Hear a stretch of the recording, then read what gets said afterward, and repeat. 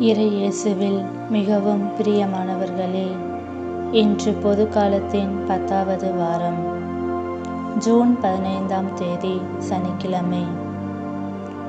இன்றைய மத்தேயு நற்செய்தி 5ஆம் அதிகாரம் 33 37 முடிய வசனங்கள். நம் ஆண்டவராகிய இயேசு கிறிஸ்து ஆணையிடுதலை பற்றி குறிப்பிடுகின்றார். நாம் எதற்கும் எப்போதும் ஆணையிடவே கூடாது என்று ஆண்டவர் கட்டளையிடுகின்றார். ஆணையிடுகிற பழக்கம் இஸ்ரேல் மக்களிடம் இருந்து வந்தது. நாமும் கடவுள் மேல் ஆணை, சத்தியம் என்று ஆணையிடுவதும் உண்டு. உன் கடவுளாகிய ஆண்டவர் பெயராலே ஆணையிடுங்கள். இணைச்சட்டகம் 6:13. ஏன் ஆணையிடும் பழக்கம் வந்தது என்றால், மனிதர்கள் மாறக்கூடியவர்கள். மாறாத இறைவனை தம் சார்பாக அழைத்து தனது நம்பகத்தன்மையை உறுதி செய்வதற்காகவே. ஆனால் ஆண்டவர் இயேசு அதற்கு மாறாக ஆணையிடவே வேண்டாம் என்கிறார். அதையே புனித யாக்கோப்பும் நமக்கு அறிவுறுத்துகிறார். யாக்கோப்பு 5:12.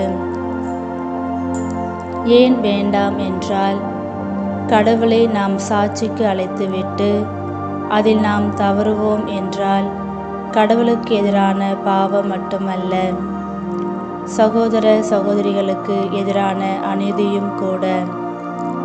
இயேசுவுக்கு வேறு யாரும் சாட்சிகள் தேவையில்லை. அவரின் செயல்களே அவருக்கு சான்றாகும். யோவான் 5:36. நேர்மையான எண்ணமும் உண்மையான செயல்பாடுகளும் இருந்தால் ஆணையிடுவதற்கோ அடுத்தவரை சாட்சிக்கு அழைப்பதற்கோ அவசியமே இல்லை. அதனால்தான் இயேசு நம் பேச்சிலும் செயலிலும் வெளிப்படைத்தன்மையை எதிர்பார்த்து ஆம் என்றால் ஆம் எனவும் இல்லை என்றால் இல்லை எனவும் சொல்ல நம்மை அறிவுறுத்துகிறார். எனவே வெளிப்படைத்தன்மையோடு பேசுவது நம்மோடு உறவாடும் சக மனிதரின் தன்மையையும் உணர்வுகளையும் மதிக்கும் செயலாகும். நாம் எப்படி வாழ்கின்றோம்